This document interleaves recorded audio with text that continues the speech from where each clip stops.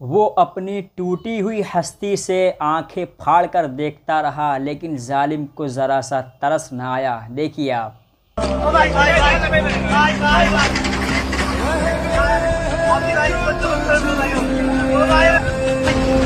কত কষ্ট কামাইতে বাবা।